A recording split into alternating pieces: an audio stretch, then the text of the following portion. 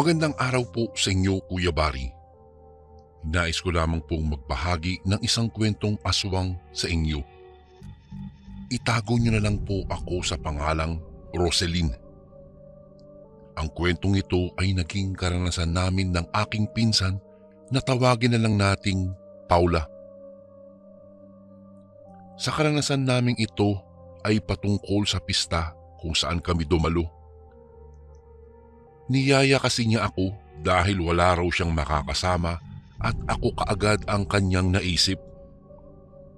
Sigurado ka bang walang aswang doon sa baryong yun yung pupuntahan natin? Tanong ko pa sa kanya, sabay titig sa kanyang mga mata. Agad naman napailing sa akin ang aking pinsan at saka nagwika sa malumanay na tono. Walang aswang doon.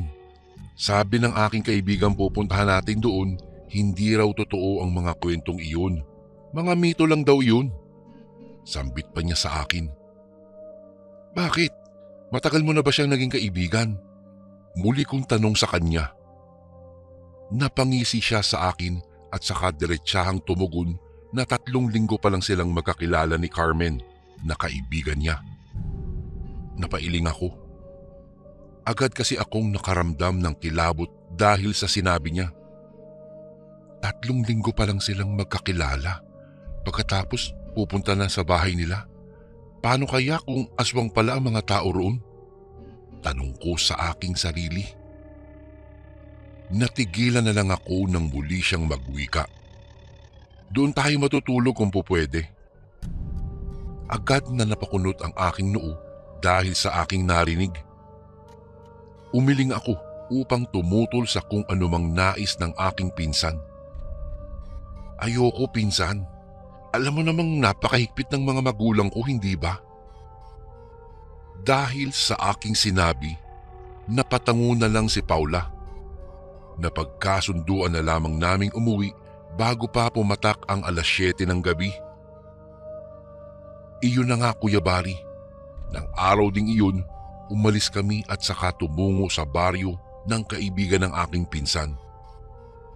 Hindi ko akalaing napakaliblib pala noon at saka pahirapan ang biyahe. Bahagya akong nakaramdam ng kilabot nang mawari kong halos walang mga kabahayan sa gilid ng kalsada. Pista ba talaga dito? Bakit parang kakaunti ang mga tao? Wala ring ingay na maririnig kagaya ng ibang pista. Tanong ko sa aking pinsan. Ang sabi ni Mariel, pista raw sa kanila. Hayaan mo na. Bumaba na lang tayo sa waiting shed at saka magtanong-tanong sa mga tao riyan.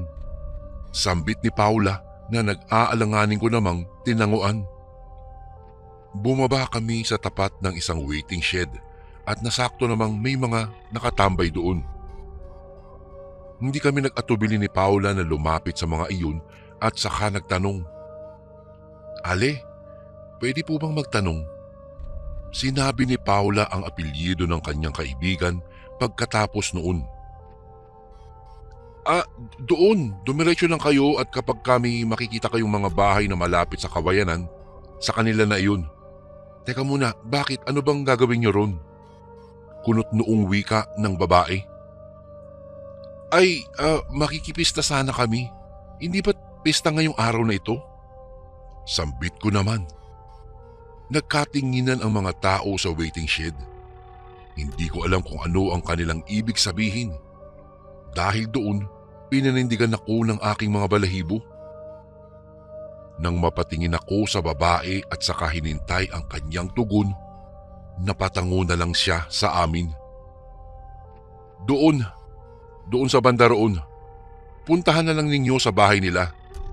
Tiyak na nandoon si Mariel. Tanging wika ng ali sa amin. Nagpasalamat kami sa kanya at saka nagpasya ng umalis. Noong naglalakad kami, naisipan kong itanong kay Paula kung nakita niya ba ang ginawa ng mga taong nasa waiting shed. Napailing siya at saka nagwika. Hayaan na lang natin sila. Ang mahalaga hindi tayo maligaw. Nanahimik na lang ako, Kuya Bari, at saka sumabay sa kanya sa paglalakad. Makaraan ang ilang minutong paglalakad, nakarating kami sa tapat ng bahay na malapit sa kawayanan.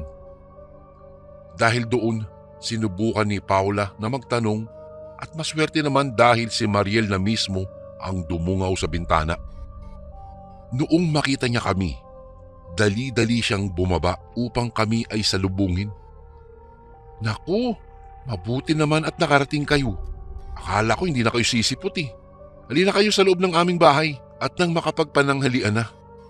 Sambit niya na tinanguan naman namin. Sumabay kami ni Paula sa paglalakad sa kanya patungo sa loob ng kanilang bahay.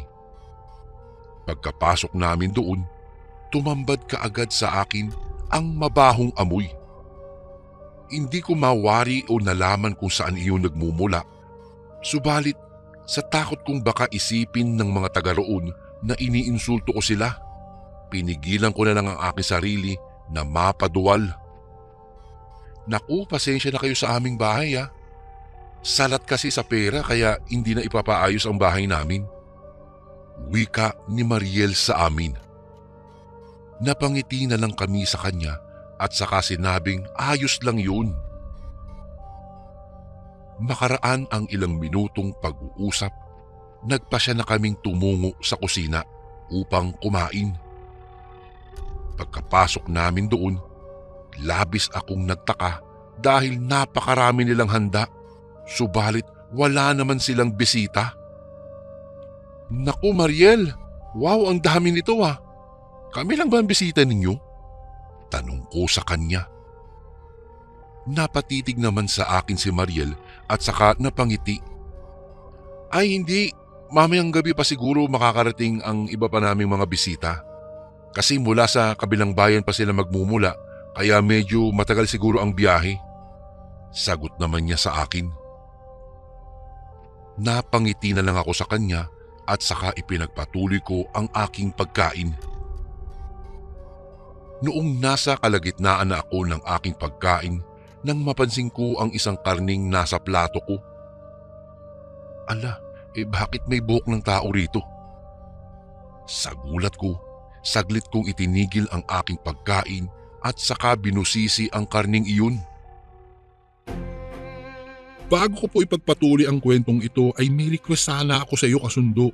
Isang pindot lang ito kasundo sa subscribe button namin. Malaking tulong po ito sa amin kasundo upang mapagpatuloy pa namin ang mas marami pang magagandang kwento. Salamat sa pag-subscribe mo, bagong kasundo. Sinubukan kong kunin ang buhok, subalit nakaramdam ako ng pangingilabot nang mawaring nakakapit iyon sa karne. Ay, ano ba to? Hindi ko alam kung ano ang aking magiging reaksyon ng mga sandaling iyon. Napatitig ako kay Paula at saka kay Mariel. Nakita kong sarap na sarap ang aking pinsan sa kanyang kinakain, samantalang si Mariel naman ay nakatitig sa kanya habang nakangiti. Walang ano-ano, napatitig sa akin ang kaibigan ng aking pinsan. Pasimple kong nilagyan ng kanin ang ibabaw ng karning may buhok at saka napatingin na rin sa kanya. Ang sarap ng luto nyo. Kayo bang nagkatay ng baboy o bumili lang kayo sa palengke? Talong ko sa kanya sa utal na boses. Napangiti sa akin si Mariel at saka sumagot. Kami na mismo ang kumatay niyan, kaya nakakasiguro kaming preska ang karne at saka masarap nguyain. Nasa ganoong kaming sitwasyon nang marinig naming napasigaw si Paula. May daliri ng tao! May daliri! Dahil sa naging sigaw ng aking pinsan, napatitig ako sa kanya at saka sa kanyang pinggan. Halos maiduwal ko ang aking kinain nang makita ko ang daliring nasa pinggan ni Paula. Nang mga sandaling iyon, Kuya Bari, napalingon ako kay Mariel. Nakita kong maging siya ay nagulat at halos hindi makapaniwala. Paanong nagkaroon ng daliri dyan? Maging si Mariel ay nakitaan ko ng pagtataka, subalit hindi ako naniniwala. Ito, tingnan mo, may nakita rin akong buhok ng tao. Hindi naman ito balahibo ng baboy, hindi ba? Sambit ko habang hinahalukay ang karning may nakakapit na may mga buhok. Nagulat si Mariel nang makita niya iyon. Bago pa man muli kaming makapagsalita, agad niyang inagaw ang pinggan ko at saka kinuha na rin ang pinggan ni Paula. Mabilis niyang itinapon iyon sa basurahan at noong makabalik na'y naging mabalasik ang kanyang mukha. Wag na wag niyong ipagsasabi ang nakita ninyo. Sa oras na kumalat kung anumang nakita ninyo sa inyong kinain, babalikan namin kayo. Napalakas ang pagkakasabi ni Mariel ng mga katagang iyon kaya nakaramdam kami ng takot ni Paula. Pareho kaming hindi mapakali sa aming inuupuan, lalo na noong pumasok ang iba pang miyembro ng pamilya ni Mariel. Nakita naming may dala pang mga itak ang ama't ina niya. Nakatitig sila sa amin ng mabalasik habang nakatiimbagang. Ano bang problema dito, Mariel? Tanong ng ama ni Mariel. Napailing ang babae sa kanila at saka sinabi niyang kontrolado niya ang lahat. Napangisi naman sa kanya ang kamag-anak niyang naroroon saka umalis na sa kusina. Huwag na huwag kayong gagawa ng mga bagay na pagsisisihan ninyo sa bandang huli. Baka buhay niyo ang malagay sa alanganin. Nakangising sabi ni Mariel sa amin. Hindi namin alam kung ano ang aming gagawin ng mga sandaling iyon. Hindi namin inakalang masasadla kami sa ganoong sitwasyon. Sa kadahilanang iyon, tumayo na si Paula at saka nagwika. Mariel, kaibigan mo ako, di ba? Huwag naman sanang umabot sa bagay na alam nating parehong pagsisisihan natin. Sambit nito. Napangisi si Mariel at saka napatitig ng salitan sa amin ni pinsan. Kung gayon, mas mainam nang umuwi na lang kayo. Baka abutan pa kayo ng iba naming kaanak at mapagtripan kayo. Sige na, pero wag na wag niyong sasabihin kahit kanino ang nakita ninyo. Mahahanap at mahahanap namin kayong dalawa. Litanya niya sa amin. Oo, pangako, hindi namin ipagsasabi ang aming mga nalaman. Tayo na, umuwi na tayo. Pagkawika ni Paula ng mga katagang iyon, agad kaming umalis. Hindi na namin nagawa ang magpaalam dahil sa matinding takot namin. Hindi namin inaakala ni Paula na iyon pala ang kahihinatnan namin. Sinisi ko pa siya dahil mabilis siyang nagtiwala sa kaibigan niyang nag-imbita na isa palang aswang. Mabuti na lang Kuya Bari at kahit papaano naawa pa iyon sa amin. Dahil kung hindi, baka hindi na kami nakalabas pa ng buhay sa kanilang bahay. Dahil maaaring ginawa na kaming hapunan ng mga kamag-anak nilang makikipista rin sa kanila pagdating ng gabi. Magmula nang mangyari iyon Kuya Bari, ay hindi na nagkita pa si Paula at si Mariel. Naging mailap na sila sa isa't isa at pinanindigan naman namin ni Paula na hindi namin ipagsasabi ang kanilang lihim. Sa tuwing makakasalubong daw ni Paula si Mariel, matalas daw ang tingin nito sa kanya at parang nagbabanta. Ngunit hindi na ito pinansin pa ni Paula. Matapos po ang pangyayaring iyon ay nagkaroon ng aral itong si Paula na huwag basta-bastang magtitiwala sa mga taong hindi mo pa gaano kakilala. Isang pangyayaring muntik na po kaming maging handa dahil lang sa pagdalo namin sa isang pista sa Capiz. Hanggang dito na lang po ang aking kwento at maraming salamat po. Lubos na gumagalang, Roseline. Magandang araw po sa lahat ng mga tagapakinig at lalong-lalo na po sa inyo Kuya Bari. Itago niyo na lang po ako sa pangalang Tonyo. Ang kwentong ibabahagi ko po sa inyo ngayon ay tungkol sa isang hindi kapani-paniwalang lihim na aking natuklasan sa aking kaibigan na itago na lang po natin sa pangalang Botsyog. Bata pa lang po ako, Kuya Bari, ay mahiyain na po talaga ako. Wala halos akong naging kaibigan sa paaralan at maging sa aming barangay. Kaya naman po kahit medyo nakakahiyang aminin ay para po akong babae noon na parati lamang nakakulong sa loob ng bahay. Lalong-lalo na kapag walang pasok. Lalabas lamang po ako kapag inuutusan akong bumili sa tindahan o kaya naman po kapag mag-iigib ng tubig at maliligo. Kapag nasa paaralan naman ako na po yata ang pinakatahimik na estudyante kung maituturing. Ako po kasi yung tipo ng tao na hindi talaga magsasalita hanggat hindi mo kinakausap. Hindi po ako katulad ng iba na mahilig makisalamuha sa mga tao at palakaibigan. Kadalasan nga po ay parati lang akong mag-isa at nakatulala sa harap ng bintana. Lalo na po kapag walang guro at wala akong ibang magawa. Ganoon po umiikot ang pagiging buhay estudyante ko mula kinder hanggang tumungtong po ako ng sekundarya. Boring po kung isipin. Pero nasanay na po ako sa ganoong sitwasyon at doon din po ako mas komportable. Ngunit kahit po mahiyain ako ay hindi ako yung tipo ng estudyanteng pabaya sa pag-aaral. Sa katunayan nga po ay hindi ako kailanman naging pabaya sa pag-aaral ko dahil alam kong iyon lang ang susi upang makatulong ako sa aking pamilya at mabayaran ang lahat ng paghihirap na ginawa ng aking mga magulang para lang ako ay mapag-aral. Kahit papaano ay matagumpay ko naman pong natapos at nalampasan ang sekundarya.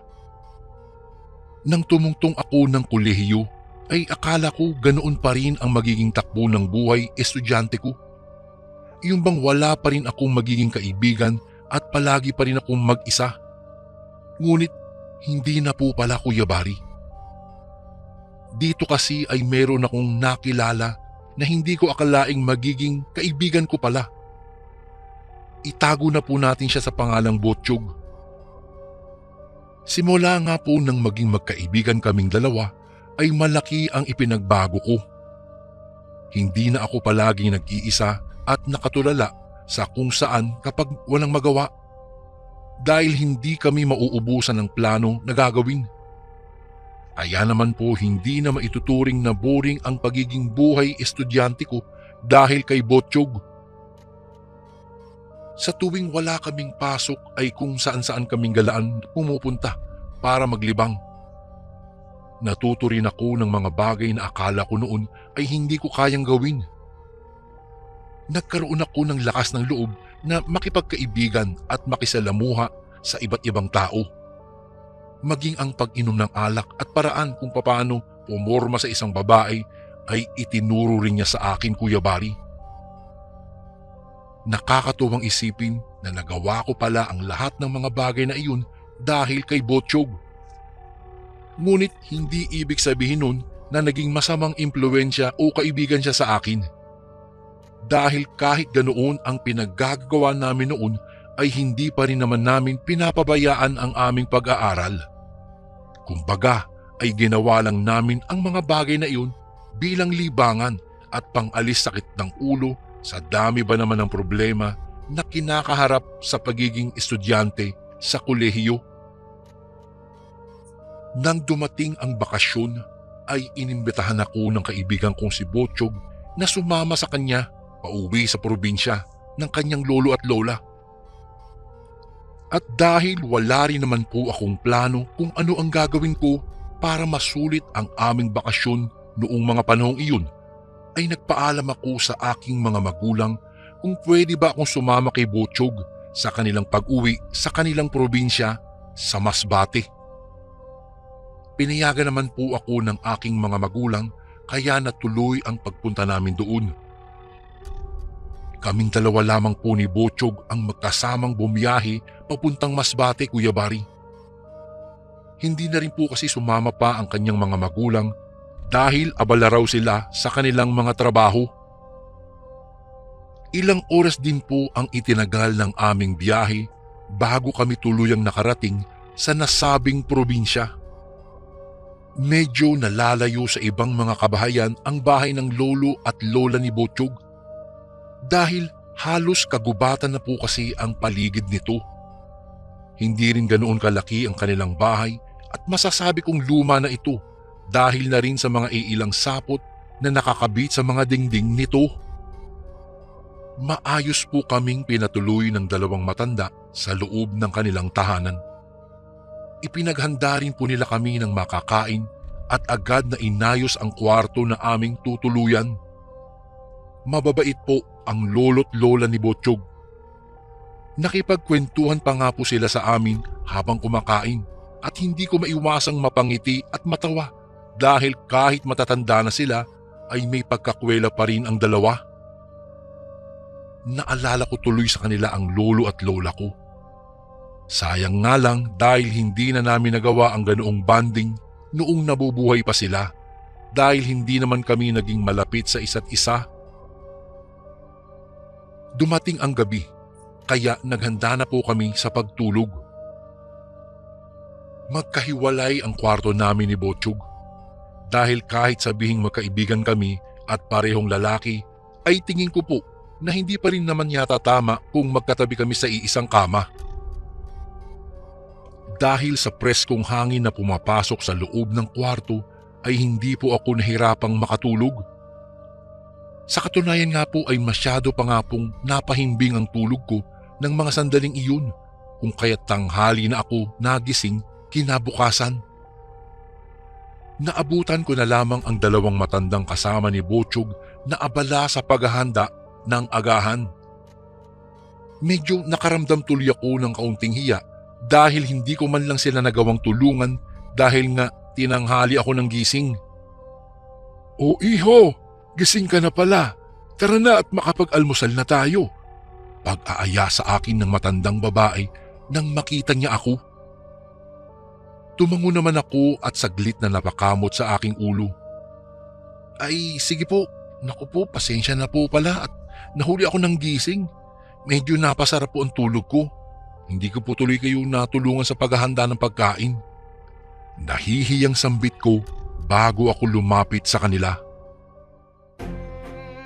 Bago ko po ipagpatuloy ang kwentong ito ay may request sana ako sa iyo kasundo. Isang pindot lang ito kasundo sa subscribe button namin.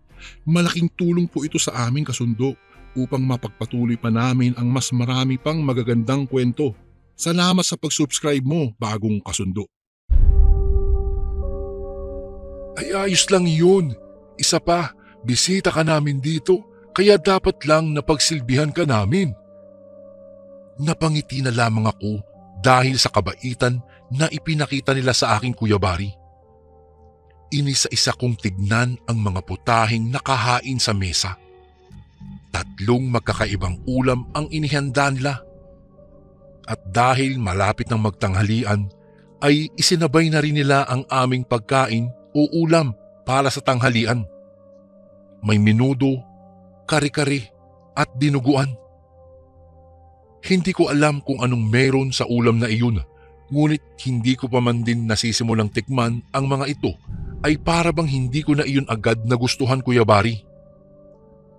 Isa pang pinagtataka ko po ay kung saan galing ang karning ginamit nila sa putaheng iyon, gayong kahapon lamang pong nagpunta kami doon ay wala naman silang kahit na anong stock sa kanilang refrigerator matapos kong makiinom ng tubig kahapon. Malayo rin po sa bahay nila ang palengke at wala rin naman silang mga alagang hayop. Kung kaya't hindi ko lubos maisip kung papaano sila nakapagluto ng mga putaheng iyon. Nang mapansin nilang hindi ko pa nagagalaw ang pagkain ko, ay doon ko pa lamang po naisip na nakakahiya naman kung hindi ko kakainin ang mga inihanda nila. Kung kaya kahit medyo nag-aalinlangan ay pinilit ko pa rin pong kumain kahit pa kaunti lamang. Matapos naming kumain ay agad akong nagpaalam sa kanila at dumiretso na kaagad ako sa kwarto dahil bigla akong nakaramdam ng parang pananakit ng tiyan. Ininda ko ang pananakit ng tiyan ko maghapon hanggang sa umabot ng gabi. Nahihirapan akong makatulog dahil hindi pa rin po mawala ang sakit ng tiyan na nararamdaman ko. Kaya naman napagpasyan kong lumabas muna upang makalanghap ng sariwang hangin. Kahit papaano ay nakaramdam naman ako ng kaunting kaginhawaan ng mga sandaling iyon, Kuya Bari. Mga ilang minuto po ang lumipas. Napagpasyan ko ng bumalik sana sa loob upang matulog na. Subalit bigla akong nakarinig ng sunod-sunod na ungol ng hayop na sa tingin ko po ay mga aso. Dahilan para magtaka ako. Dahil sa pagkakaalam ko po, Kuya Bari, wala naman pong mga alagang hayop dito ang lolo't lola ni Butchog, kaya nagtataka ako kung saan galing ang tunog na iyon. Kung kaya't sa halip na pumasok na ako sa loob ng bahay ay mas pinili kong maglakad-lakad upang hanapin ang may kagagawan ng ingay na iyon. Habang naglalakad ako, sa hindi kalayuan ay may nakita akong isang tao na pamilyar sa akin. Nakaupo siya sa damuhan na parang aso at umaatungal habang nakatingin sa maliwanag na buwan na parang isang lobo. Maya-maya pa ay yumuko siya kasabay ng pag-uunat ng kanyang katawan na para bang may iniindang kung anumang karamdaman. Matapos nun ay bigla na lamang nagbago ang kanyang anyo mula sa pagiging tao hanggang sa maging isa siyang lobo. Noong una ay naiisip ko na marahil ay namamalikmata lamang po ako, Kuya Bari. Kaya naman paulit-ulit ko pang kinusot-kusot ang aking mga mata upang siguruhin na hindi totoo ang aking nakikita. Ngunit walang nagbago. Doon ay nagsimula na po akong kabahan at matakot. Lalo pa nang mapatingin sa akin ang nilalang. Namumula ang kanyang mga mata at ang kanyang bibig ay halatang natatakam ng kumain. Kasabay ng kanyang paglapit sa akin ay siya naman pong atras ko. Ngunit sa kasamaang palad ay na-corner niya ako nang mawalan ako ng lugar na maaatrasan pa. Nang mga sandaling iyon, pinagsisihan ko po kung bakit pa ako sumama kay Butchog sa pag-uwi sa kanilang probinsya. Dahil iniisip ko noon na doon pala ako mamamatay. Buong akala ko ay kakainin na ako ng lobong iyon, ngunit hindi po iyon nangyari. Sa halip ay hindi niya ako ginalaw ng mga oras na iyon. Muli pa siyang bumalik sa anyo ng pagiging tao at pinakiusapan akong umalis na sa lalong madaling panahon ng gabing iyon. Hindi ko po alam kung bakit niya iyon ginawa. Hindi na rin kasi ako nagkaroon pa ng pagkakataon na kausapin siya ng gabing iyon dahil mas pinili kong umalis kaagad dahil sa matinding takot ko. Gusto kong isipin na panaginip lang ang lahat ng nakikita ko nung gabing iyon, Kuya Bari. Ayokong isipin na ang kaibigan kong si Butchog ay isa palang aswang. Pero wala na po akong magagawa dahil iyon ang buong katotohanan na kailangan kong tanggapin. Hindi ko akalain na mayroon pala siyang lihim na itinatago sa akin at sa hindi inaasahang pagkakataon ay natuklasan ko iyon ng hindi sinasadya. Tumakbo ako papasok sa loob ng kwarto. Hindi ko po alam talaga ang aking gagawin. Magsusumbong ba ako o hindi? Paano na lang kung lahat pala ng nakatira doon ay mga aswang? Naglock ako ng pinto. Hindi ako nakatulog hanggang sa mag-umaga. Puyat ako at pagod na pagod. Kinabukasan, paglabas ko po ng kwarto ay dinatnan ko sa hapagkainan ang lolo at lola ni Butchog. Tinawag nila ako at pinaupo sa kanilang tabi. Hindi ko pa nga alam kung susundin ko sila o hindi. Ngunit dahil sa hiya ay sumunod ako. Maya-maya ay nakita kong paparating si Butchog. Naupo rin ito sa tabi ko. Hindi nagsasalita si Butchog. Ako naman, Kuya Bari, ay hindi makatingin sa kanya. Nabasag na lang ang katahimikan nang nagsalita ang lolo ni Butchog at inamin niyang sila daw lahat ay mga aswang. Ngunit hindi daw sila kumakain ng tao. Natulala ako sa mga narinig ko, ngunit naglakas loob pa rin ako na tanungin kung tao ba ang inihain nila kahapon, yung kinain ko. Tumawa lang ng mahina ang lolo at lola ni Butchog. Ayon sa kanila ay totoong pagkain ng tao iyon. Iyon daw ay bigay ng kanilang kamag-anak. Alam daw kasing may bisita kaming biglaan at alam din nilang wala din kaming ihahanda kung kaya't sila ay nagboluntaryong magbigay ng pagkain. Napahinga ako ng mga sandaling iyon. Akala ko talaga, Kuya Bari, ay tao na ang nakain ko dahil sa mga natuklasan ko ng umagang iyon. Wala daw silang planong yang gawin ako o kaya'y gawing hapunan dahil kaibigan daw ako ng kanilang apo at lalong-lalo na hindi sila kumakain ng tao. Tanging mga hayop lamang ang kanilang pagkain. Napatingin ako kay Butchog at nakita ko siyang nakangiti habang siya'y nakayuko. Maya-maya'y nagsalita siya at sabi lang sa akin ni Butchog na hindi daw siya tumatalo, lalong-lalo na sa isang tunay na kaibigan na katulad ko. Matapos kong marinig ang lahat ng kanilang sinabi, ay nagpasya na po akong magpaalam sa kanila at hindi naman sila tumanggi sa aking desisyon. Hinatid nila ako sa sakayan, ngunit hindi na sumama si Butchog sa akin pabalik. Yung huling tingin niya ay parang iyon na ang huli naming pagkikita. At hindi nga ako nagkamali, Kuya Bari. Sa ngayon ay hindi na po kami muling nagkita matapos po ang pangyayaring iyon. Ngunit isa lang po ang masasabi ko. Hindi ko pinagsisihan na naging kaibigan ko siya sa kabila ng pagiging aswang niya. Kahit ganun pa man siya, ay lumabas ang kanyang tunay na pagkatao at masasabi kong kahit papaano ay pinahalagahan niya ang aming pagkakaibigan. Isa siyang tunay na kaibigan para sa akin, Kuya Bari, sa kabila ng kanyang pagiging isang aswang. Dito ko na po tutuldukan ang naging kwento naming magkaibigan, Kuya Bari.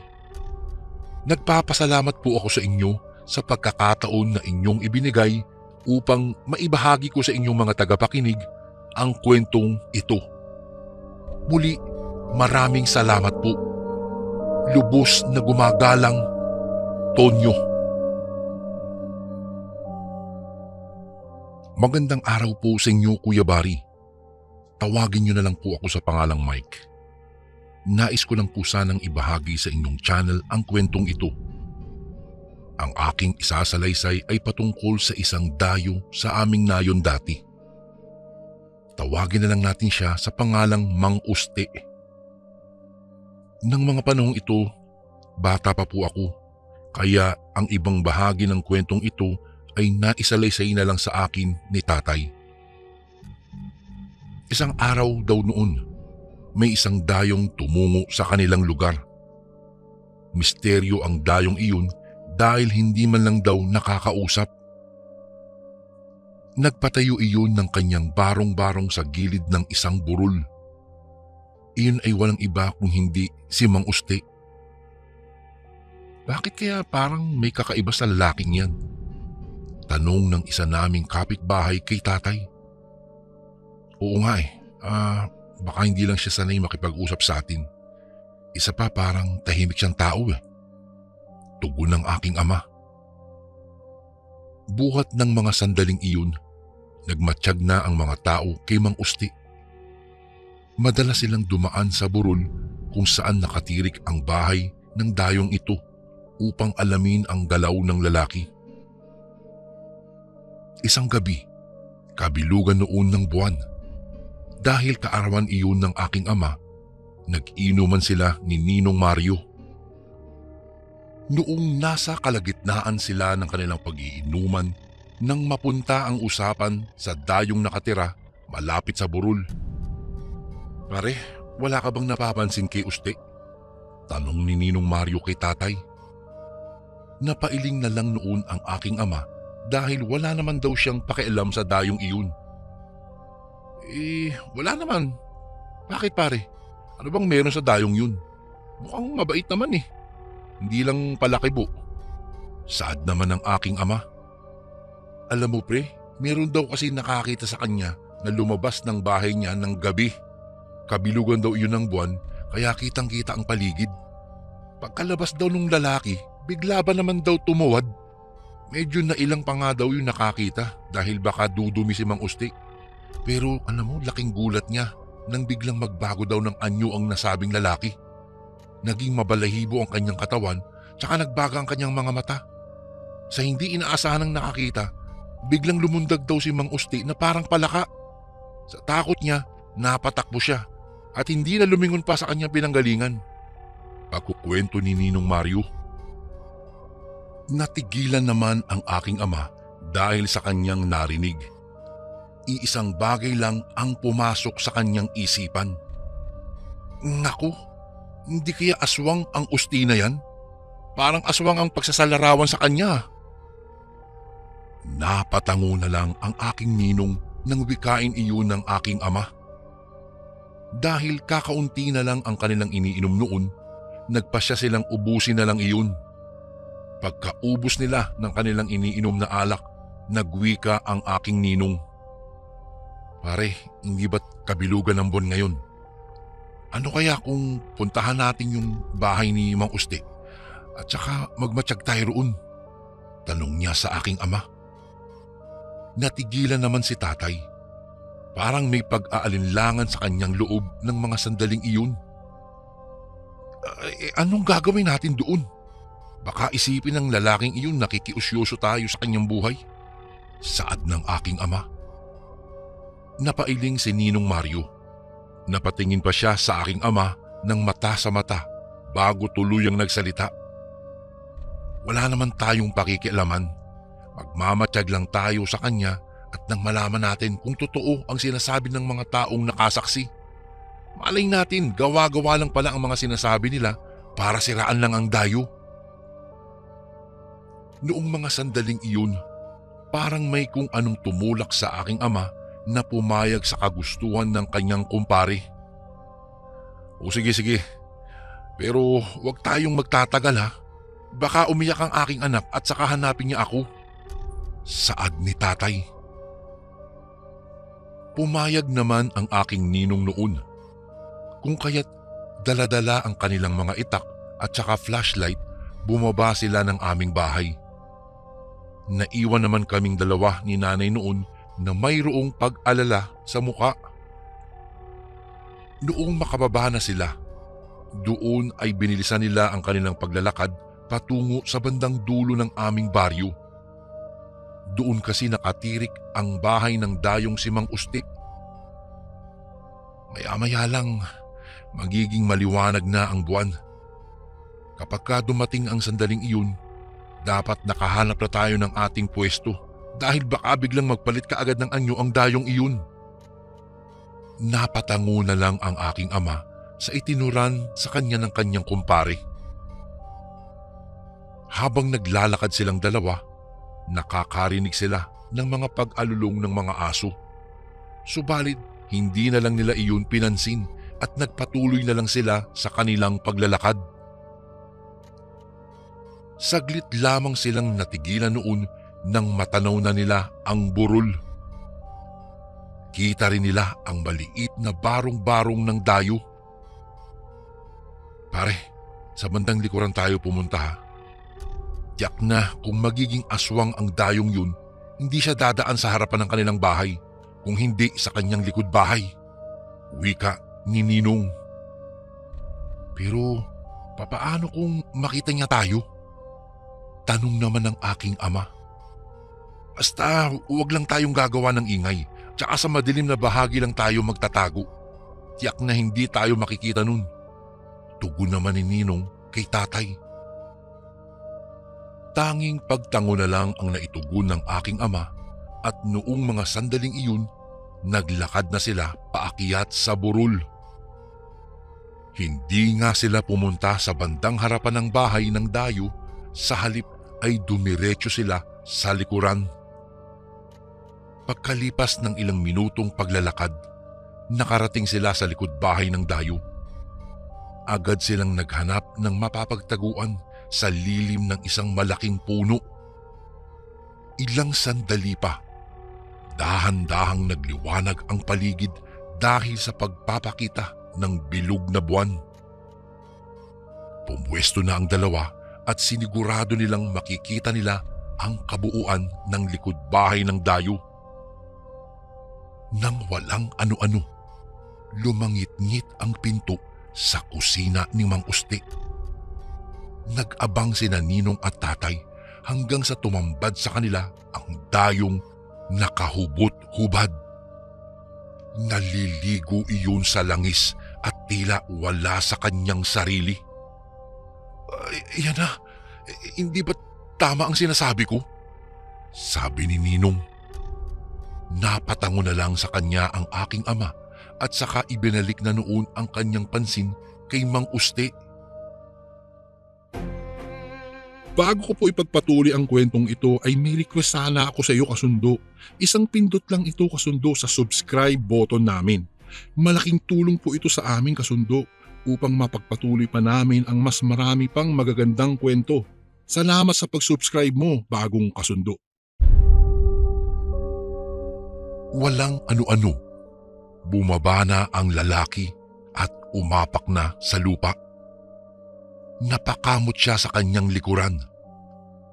Ilang sandali pa ay parang pinagpag niya ang kanyang katawan na animoy may kung anong insekto ang gumagapang doon. Ilang saglit pa, biglang tumuwad si Mang Uste. Nagpalinga-linga iyon sa paligid at sa isang pagkisap ng mga mata ng aking ama, biglang nagbago ang anyo ng nasabing lalaki. Napuno ng balahibo ang kanyang katawan. Nagbaga bigla ang mga mata noon na parang kawangis ng buwan. At mas lalo pang nagpagimbal kina tatay ay nang makita nilang may pangil na rin si Mang Uste at saka walang humpay na naglalaway. Tingnan mo pare, naging aswang siya. Naku, baka makita niya tayo rito. Bulong ng aking ama sa kanyang kumpare. Napailing naman si Ninong at saka sumenya sa aking ama na huwag gagawa ng ingay. Dahil doon, itinikom na rin ni tatay ang kanyang bibig at saka pinagmasdan na lang ang dayong tila naging ibang nilalang. Walang ano-ano, napasinghot ang nilalang sa hangin. At sa hindi inaasahan nila tatay, humarap sa kanila ang aswang na iyon.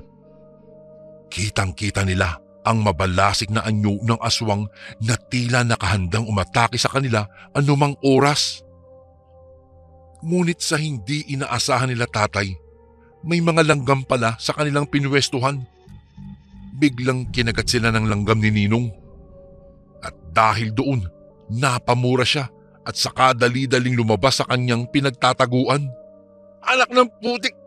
Bigla na lang siyang natigilan noon nang mawari niyang nakatitig na sa kanya ang aswang. Umangil ang aswang na iyon at saka naghandang atakihin si Ninong. Kung kaya't lumabas na rin ang aking ama, saka napasigaw. Wag na wag kang magkakamali sa iyong galaw. Isang mali mo lang, papatayin kita. Hinugot ng aking ama ang itak na nasa tagliran niya at saka inihanda ang kanyang sarili. Tumitig din sa kanya ang aswang at saka umangil. Sige, akala mo ba hindi namin nakita kung papaano ka naging aswang? Kilala ka namin Uste at wala ka nang maitatago. Halika rito nang malaman mo kung ano ang talagang hinahanap mo. Kahit alam ng aking ama na malakas ang aswang ng mga sandaling iyon, Ngunit wala siyang naging pakialam. Hindi siya nakaramdam ng takot dahil ang gusto niya ay ang aswang mismo ang mangamba sa kanila. Noong mga panahong iyon, wala pa ring humpay ang pagtulo ng laway ng aswang. Amoy na amoy din ng aking ama at ni Ninong ang lansa ng laway noon. Huwag na huwag kang gagawa ng hakbang na ikasasama mo. Alalahanin mong dayo ka lang dito. Sigaw naman ng aking Ninong. Nung mga oras na iyon, parang nataranta daw ang aswang dahil sa sinabi ni Ninong at ng aking ama. Dahil doon, muling nagwika si tatay. Patas na tayo, usti. Kung papakawalan mo kami, hindi namin sasabihin ang sikreto mo. Subalit kapag ka isa sa amin ang gawan mo ng masama, sisiguraduhin kong bubulabugin ka ng mga taga-nayon. Napatitig ang aswang at saka parang natulala. Marahil ay nag-isip iyon na kung ano ang kanyang gagawin. Habang tulala ang aswang, nagpasya sina tatay at Ninong na umalis. Alam nilang natakot ang aswang at sumugal sa pag-atake sa kanila dahil alam niyang mamimiligro siya. Habang lumalayo sila ay hindi pa rin nila inalis ang titig nila sa aswang. Baka sakaling umatake daw ito. Ngunit noong halos 3 metro pa lang daw ang kanilang ginagawang paglayo, biglang umangil ang aswang at biglang umatake ito sa kanila. Sa gulat ng aking Ninong ay nabitiwan niya ang kanyang daladalang itak, kung kaya't naging alisto ang aking ama. Pinagkakalmot daw sila ng aswang at galit na galit ito. Tanging pag-ilag na lang ang nagawa ng aking Ninong dahil wala na sa kanya ang kanyang itak. Hindi naman mataga daw ni tatay dahil baka tamaan daw niya ang aking Ninong. Tanging pagsuntok at sipa na lang ang nagawa ni Ninong para ipagtanggol ang kanyang sarili. Ngunit sadyang malakas ang aswang at nahawakan ang liig ni Ninong. Noong akmang sasakmali na siya ng aswang, doon na nagkaroon ng pagkakataon ang aking ama upang tagain ito sa likuran. Tinamaan niya sa bandang balikat at napasigaw daw ang nilalang ng napakalakas. Kung kaya't nabitiwan ang aking Ninong at bigla daw itong tumakbo papalayo. Marahil ay napuruhan ni tatay dahil dumanak daw ang dugo sa lupa ng mga sandaling iyon. Agad namang tumayo ang aking Ninong at nagsimula na silang tumakbo pabalik sa aming bahay. Hindi na daw nila nilingon pa ang nilalang at hindi na nila alam kung saan ito nagtungo. Pagka-uwi nila tatay, sinabi kaagad nila kay nanay ang kanilang nasaksihan. Hindi alam ni na tatay kung sino-sino ang pinagsabihan ni Ninong kinabukasan. Sumugod pala ang mga taga-baryo doon, dala-dala ang mga kawayang matutulis at ang mga itak nila. Subalit, nalaman na lang ng mga tao na wala na ang dayong si Mang Usti sa kanyang barong-barong. Magmula noon ay hindi na namataan pa si Mang Usti sa baryong iyon. Kuya Bari, ito po ang kwento na hindi malilimutan ng aking ama at ng aking Ninong. Isang karanasan na muntik nang kumitil sa kanilang mga buhay dahil lang sa lihim ni Mang Usti. Hanggang dito na lang po ang aking kwento at maraming salamat po. Sana po ay basahin niyo ito sa susunod na mga araw. More power po and God bless po sa lahat. Lubos na gumagalang, Mike. And again, maraming salamat po mga kasundo.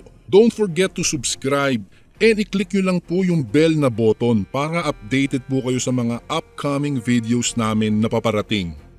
Maraming salamat po ulit. God bless and ingat po lagi dyan. Ito po si Kuya Bari at ako ang Sundo.